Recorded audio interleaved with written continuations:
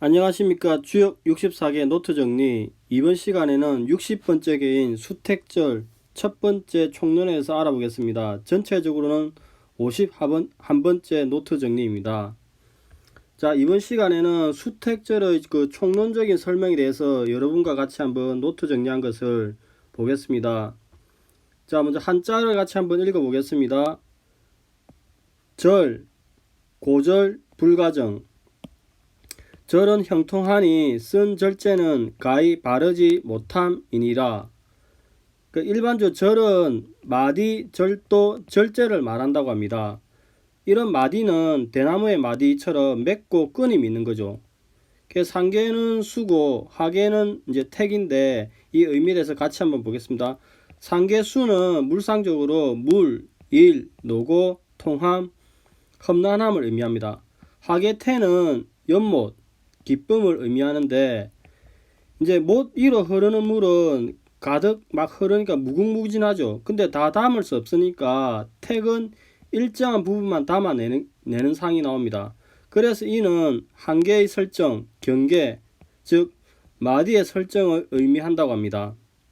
자, 단사를 같이 한번 읽어보겠습니다. 절형, 강유분, 절형, 강유분, 이 강덕중. 절은 형통한 것이 강유와 나누어지고 강이 중을 얻었기 때문이요. 고절, 불가정, 기도궁야. 고절은 가히 바르게 지킬 수 없는 것이니 그 도가 막힘이니라. 즉 절도를 고통으로 여기면 바를 수가 없으므로 그 도가 궁하다는 이야기입니다. 열이행험, 당위위절, 중정이통. 열이행험, 기쁨으로 험한 데를 행하고 당위위절, 그 자리에 마땅하여 절자여 중정이통, 중정으로 통제하니라.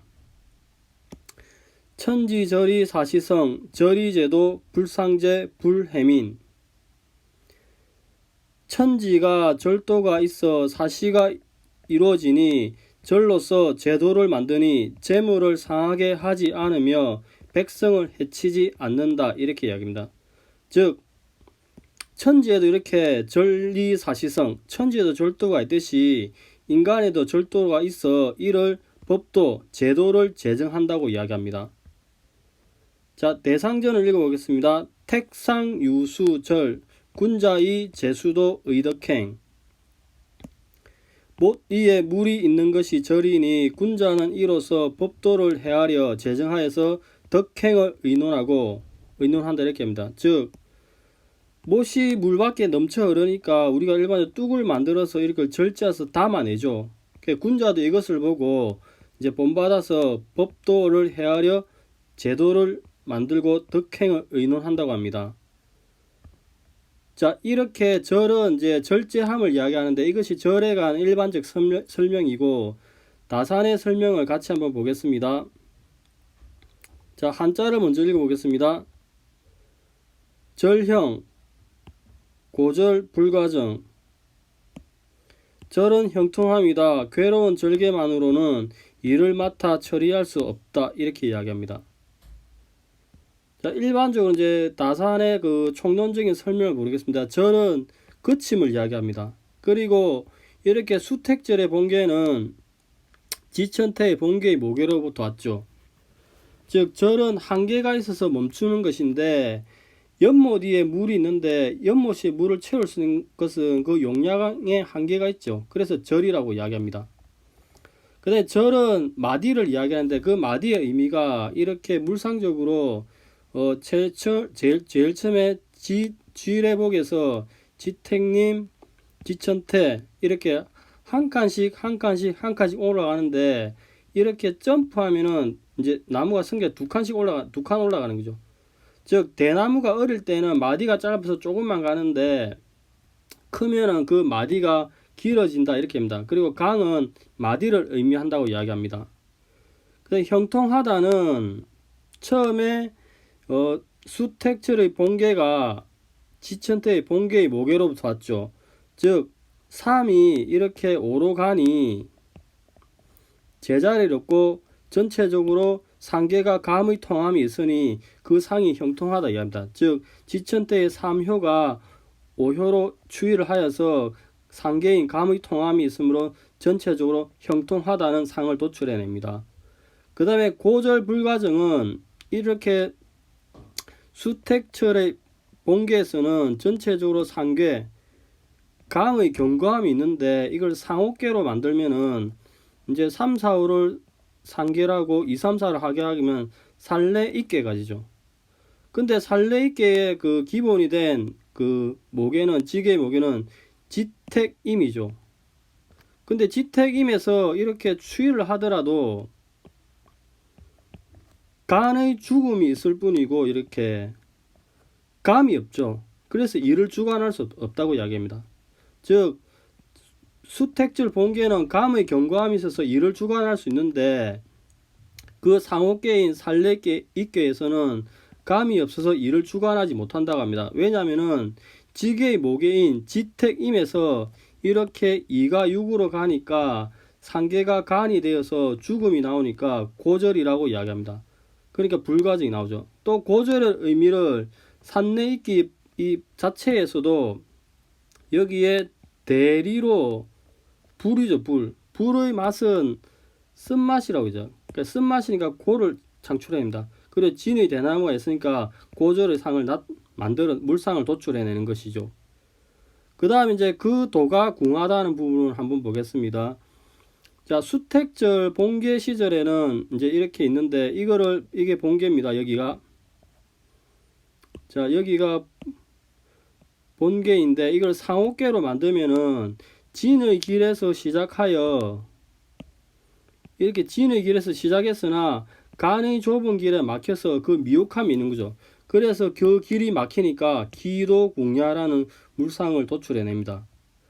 그 다음에 중정이 통야는 이제 일반적으로 그 수택절의 본상을 이렇게 보면은 중간에 그 군자가 험난함이 있어서도 서로 기뻐하는 것은 군자의 지조와 절도가 있기 때문이다. 절개가 있기 때문에 이야기하는데 이렇게 되는 것은 이 천하에 곤이 중간에 이렇게 바르게 딱 있고 그 다음에 상계 감의 통함이 이렇게 있고 그 다음에 태의 의로움이 있으니 즉 의리가 통하고 감이 있고 태는 의로우니 중의 통정이라고 설명을 합니다. 그 다음에 이제 백성을 해치지 않는다 이 부분은 이제 이 최초의 그 지천태 모계로부터 이제 이게 수택절 본계죠. 이 수택절 본계는 지천태 모계로부터 왔는데 이 지천태 상태에서 곤의 백성은 이렇게 가난하고 그는 부가 많은 거죠. 이런 상태에서 이렇게 추이를 하니까 이제 군의 재산을 그 백성들에게 이전을 하는 거죠. 즉 그는 부하다인데 백성들은 곤 비어 있으니까 백성들에게 추이를 해서 3이 오르가면은 이렇게 백성들을 도와주니까 불해민 백성들을 해치지 않는 거죠. 즉 군주에게 들어서 백성에게 붙으니 그래서 불해민이라고 합니다. 그럼 일반적으로 대상전을 한번 보겠습니다. 못 위에 물이 있는 것이 절개의 상이니 군자는 이 괴상을 관찰함으로써 수와 척도를 제정하고 덕행을 논의한다고 합니다. 자, 여기에 이제 본계가 수택절이 있습니다. 이 수택절은 본계의 모계인 지천태로 봤죠. 상계는 곤인데 숫자로 치면은 열십을 뜻하는 숫자를 뜻하죠. 즉 태의 곤십은 수의 근본을 이야기하는데 그리고 하계에는 이렇게 건이 있죠. 건에는 강이 있으니 덕이 축적된 것이라고 합니다. 그래서 추이를 하게 되면은 이렇게 3이 오르가면은 이제 여기에 상계의 호계의 상계가 간의 절도가 되니까 수의 단위가 이루어진다. 단위가 있는 것이다. 이렇게 합니다. 그리고 건도 추이를 하게 되면은 이제 여기에 하호계가 이렇게 진이 만들어지는 거죠.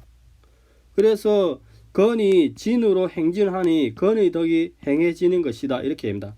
그리고 수택절 상계는 감이죠. 감은 기본적으로 수택절 상계는 이렇게 감이죠. 그 감은 법률로서 구제하고 하계 태의 언어로서 논하니 절개의 시기가 이제 가지는 의의가 되는 거죠. 그리고 이렇게 우리가 이제 수와 군자의 제수도 의덕행, 수와 도를 제정하면 어찌 되겠습니까? 그러니까 길이, 도량, 부피, 도량, 집적을 맞추니 모두 적절한 조치가 조리가 된다, 조치가 된다 이렇게 하죠. 그럼 덕행을 논의하면 또 어찌 되겠는가? 시효와 책명 모두 절도가 있으니까 이제 내림으로써 은혜를 내면서 은혜를 베푸는 것이다 이렇게 이야기합니다. 그래서 택상 이거 이제 상황 그 글자를 한번 보면은 상활 택상 유수절 군자의 제수도 의덕행 못 위에 대상적으로 못 위에 물이 있는 것이 절개의 상이니 군자가 이 계상을 살핌으로써 이제 수와 척도를 제정하고 덕행을 논의한다 이런 식으로 전체적으로 설명을 하십니다. 자 여기가 수택절의 그 총론에 관한 다산의 설명이니까 이제 우리가 절도를 어떻게 할 것인가에 대한 일반적인 이제 총론을 알 수 있는 거죠. 자 오늘은 그 수택절 60번째 수택절의 총론에 대한 설명을 보았습니다. 근데 이제 다산의 설명에서 상호계가 이렇게 계속 나오는데 요거는 조금 있다가 다시 이제 설명을 한 번 더 할 기회가 있을 것입니다. 자 오늘은 여기까지 하고 다음 시간에서는 개별효에 대해서 알아보겠습니다. 감사합니다. 좋은 하루 되십시오.